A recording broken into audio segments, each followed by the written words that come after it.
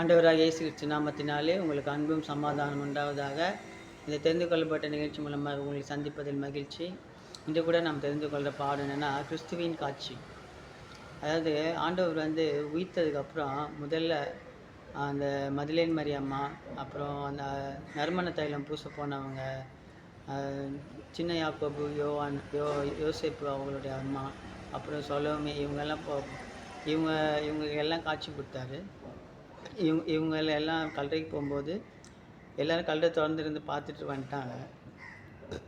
2 வானதூதர்கள் இருக்கிறத பார்த்துட்டு அவங்க இந்த மாதிரி அவர் உயிர்த்துட்டாரு, அவர் உயிரோடு இருக்கிறவரை நீங்கள் எங்கே கல்லறையில் தேடுறீங்க அப்படின்னு அந்த தூதர்கள் சொல்லுவாங்க. அப்போ போயிடுறாங்க. அப்போ ஓடி இந்த 11 அப்போஸ்தலர்கள்கிட்ட அவங்க சொல்கிறாங்க. சொல்லிவிட்டு மறுபடியும் மதிலேன் மேரி அம்மா போயிட்டு இந்த இதில் மதிலேன் மேரி அம்மா அங்கேயே இருந்துடுறாங்க. ஆனால் அவங்க அங்கே இருந்துட்டு அங்கேருந்து அழுகுறாங்க. அழுதுட்டு அங்கே ஏசப்பாவை பார்க்குறாங்க. ஆனால் ஏசப்பாவை தெரியல.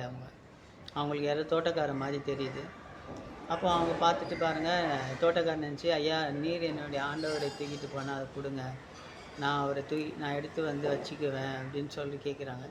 அப்போ அவங்க மரியான்னு கூப்பிடும்போது ரபூனி அப்படின்னு கூப்பிட்டு அங்கே வேறு மாதிரி காட்சி கொடுக்குறாரு. அப்போ ஏன்னா அவரை வந்திருந்தால் அவங்க பார்த்த உடனே தெரிஞ்சிருப்பாங்க இல்லையா. அங்கே ஒரு தோட்டக்காரனாக காட்சி கொடுக்குறாரு. அதுக்கப்புறம் அவங்க போய் நான் ஆண்டவரை பார்த்தேன் அப்படின்னு சொல்லும்போது பேதுருவும் யோவானும் ஓடி போய் பார்க்குறாங்க. பார்த்துட்டு திரும்பி போயிடுறாங்க. அதுக்கப்புறம் பார்த்திங்கன்னா லூக்கா 24வது அதிகாரம் 13லேருந்து 53 வரைக்கும் படித்து பாருங்கள். அந்த எம்மாவூர் சீடர்கள், எம்மாவூருக்கு 2 பேர் போவாங்க. அதாவது இந்த 11 அப்போஸ்தலர்கள் கிடையாது, வேறு 2 சீடர்கள் போவாங்க. அதில் ஒருத்தர் போய் கிளியோப்பா அப்படின்னு போட்டுருக்கு. அப்புறம் அந்த கிளியோப்பான்றவரும் இன்னொருத்தரும் பேசிட்டு போகிறாங்க.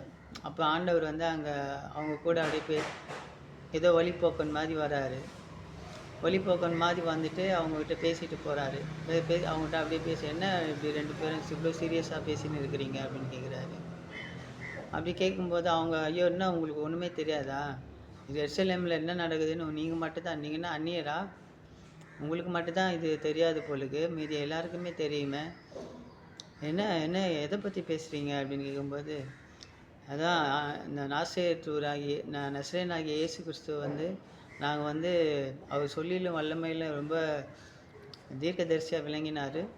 ஆனால் அவரை தான் இஸ்ரேலுக்கு ஒரு மறுமலர்ச்சி வரப்போது நாங்கள்லாம் வெயிட் பண்ணிகிட்டு இருந்தோம்.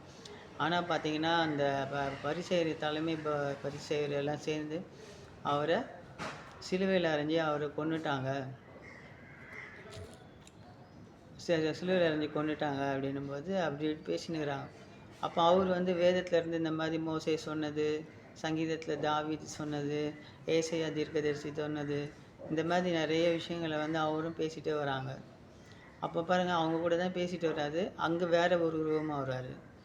அவருக்கு அது ஆண்டவருன்னு தெரியல. அவருடைய காட்சி மாறுது. மதிலேன் மரியாமாட்ட ஒரு காட்சி மாறிச்சு, எம்மாவூர் சீடர்கிட்ட ஒரு காட்சி மாறுது. மாறி அவங்க என்ன சொல்கிறாங்க, இருட்டிடுது சாயந்தரம். அப்போ அவங்க அங்கே ஒரு இடத்துல தங்குறாங்க. தங்கும்போது நீங்களும் வாங்க, சாயங்காலம் ஆயிடுச்சு, பொழுது போயிடுச்சு, தங்கிட்டு நீங்கள் காலையில் போங்கன்னு. இல்லை வேண்டாம், இல்லை அவங்க ரொம்ப வருந்தி கேட்குற மாதிரி கேட்டு, சரி ஓகே அப்படின்ட்டு ஆண்டவர் அங்கே தங்குறாரு. தங்கிட்டு உள்ளே போய் சாப்பிட்ற நேரத்தில் அப்பத்தை பிட்டு அவங்களுக்கு ஆசீர்வதித்து அவர் கொடுக்கும்போது மறைஞ்சிடுறாரு.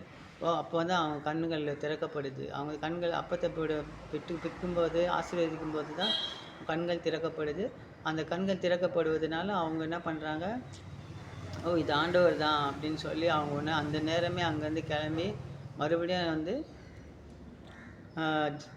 இந்த 11 அப்போஸ்தலர்கள் இருக்கிறாங்க இல்லையா, அங்கே அந்த வீட்டுக்கு இந்த மாதிரி நாங்கள் ஆண்டவரை பார்த்தோம், ஆண்டவர் உயிரோடு தான் இருக்கிறாரு அப்படின்னு சொல்கிறாங்க. அங்கே ஒரு காட்சி அவர் இருந்தார் இல்லைங்களா. அதுக்கப்புறம் பார்த்திங்கன்னா அந்த 8வது நாள் அந்த 11 அப்போஸ்தலர்களுக்கு அவங்களுக்கு சமாதானம் உண்டாத காட்சி கொடுத்தாரு. அப்போ கூட அவங்க பார்த்து பயந்தாங்க. ஏன் பயப்படுறீங்க, நான் எது பாருங்கள் எனக்கு எலும்பு சதையும் இருக்குது, எதாவது சாப்பிட இருந்தால் கொடுங்கன்ட்டு மீனும் தேனும் சாப்பிட்றாரு. நான் ஆவிகளுக்கு இந்த எலும்பு சதையும் கிடையாது அப்படின்னு, ஆவிகளுக்கு அது கிடையாது அப்படின்ற மாதிரி அங்கே சொல்கிறாரு. அப்புறம் அப்போ அந்த இடத்துல தோமையார் இல்லை, சென்ட் தாமஸ் அவர் இல்லை. ஆனால் அவர்கிட்ட வந்து சொல்லும்போது அவர் நம்பலை. அப்புறம் அடுத்த 8 நாள் கழிச்சு அடுத்த வாரம் வரும்போது மறுபடியும் வரும்போது அப்போ அங்கே தோமையார் இருந்தார். அப்போ தோமா ஏதோ ஏன் சந்தேகிக்கிற, ஏதோ என் விழாவில் கைவிட்டு பாருன்னு கேட்கும்போது, என் ஆண்டவரே, என் கடவுளே அப்படின்னு சொல்லி அங்கே ஒரு இதுவாக காட்சியாக வராரு. அப்புறம் பார்த்தீங்கன்னா அந்த திபேரியா கடலில் வந்து மீன் பிடிக்க போகிறாங்க. மீன் பிடிக்க போகும்போது 7 பேர் போகிறாங்க. பேதுரு, யோவான், அந்திரேயா, யாக்கோபு, பிலிப்பு, இன்னும் ஒரு 7 பேர் போகிறாங்க. இன்னும் 2-3 பேர் போக தெரியல யாருன்னு. ஆனால் அங்கே போகும்போது காலையிலே வந்து நைட்டு போகிறாங்க, எந்த மீனும் கிடைக்கல. சரி, காலையில் ஆண்டவர் இப்போ கரையோரத்தில் நின்றுக்கிட்டு, பிள்ளைகளே அங்கே பாருங்கள், ஃபஸ்ட்டு சீடர்கள்னாரு, அப்புறம் நண்பர்கள்னாரு, அப்புறம் பிள்ளைகளேன்றாரு. பிள்ளைகளே ஏதாவது கிடச்சிச்சா அப்படின்னு கேட்குறாரு. அவங்க சொல்கிறாங்க, இல்லை எதுவுமே கிடைக்கல. அப்போ வலது பக்கம் போடுங்கன்றாங்க. அப்போ வலது பக்கம் போடும்போது அது ஆண்டவர்னே அவங்களுக்கு தெரியல. அங்கே ஒரு காட்சியாக வந்து நிற்கிறாரு. வலது பக்கம் போடும்போது பார்த்தீங்கன்னா மீன் கிடச்சி, அதில் 153 மீன் கிடச்சிச்சு. அந்த வலையை இழுக்கும்போதே யோவான் சொல்லுவார், அங்கே நிற்கிறது ஆண்டவர் அப்படின்னு சொல்லுவார். அவர் ஆண்டவர் தான் சொன்ன உடனே பேதுரு வந்து துணியில் சட்டையெல்லாம் கழட்டிட்டு இதாக இருப்பார். ஏன்னா மீன் பிடிக்க போகிறவங்க எப்படி இருப்பாங்கன்னு தெரியும் இல்லைங்களா. உடனே அந்த இடுப்பில் கட்டிட்டு அங்கேருந்து நீச்சல் அடிச்சுட்டு வந்து, ஏற்கனவே அங்கே வந்து அடுப்பு எரியப்பட்டிருக்கிறத பார்க்குறாங்க. அந்த இடத்துல உங்ககிட்ட இருக்கிற சில மீன்களை கொண்டு வாங்கன்றாங்க. நீர் யாரையும் கேட்க அவங்களால துணிவு இல்லை. அங்கே ஒரு காட்சியாக வராரு. இந்த மாதிரி ஆண்டவர் வந்து உயிர்த்ததுக்கப்புறம் பார்த்தீங்கன்னா ஒவ்வொரு இடத்துலையும் ஒவ்வொரு காட்சியாக வந்து வேறு உருவத்தில் வந்து காட்சி கொடுத்துருக்காரு. நீங்கள் அதை படித்து பாருங்கள். அதே மாதிரி எம்மாவூர் சீடர்கிட்ட பேசும்போது அவங்ககிட்ட தான் சொல்கிறாரு, நான் அவர் உயிரோடு இருக்கும்போதே இதெல்லாம் சொல்லியிருக்கிறேனே அப்படின்னு சொல்கிறாரு.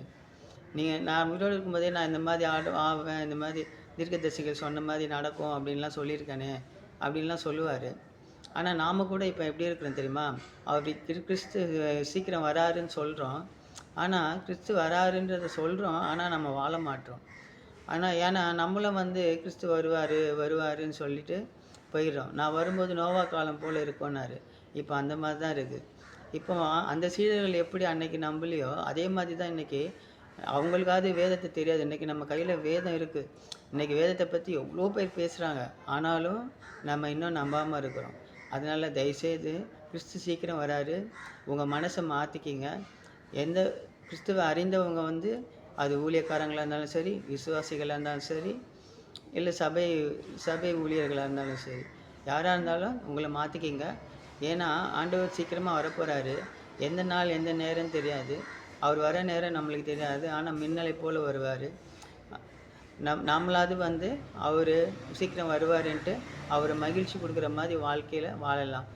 நன்றி, வணக்கம். உங்களுக்கு அன்பும் சமாதானம் உண்டாவதாக. இந்த நிகழ்ச்சி மூலம் உங்களை சந்தித்தது மகிழ்ச்சி. இதை பார்த்து கொண்டிருக்க நீங்கள் கர்த்தரால் ஆசீர்வதிக்கப்பட்டவர்கள். ஆமென்.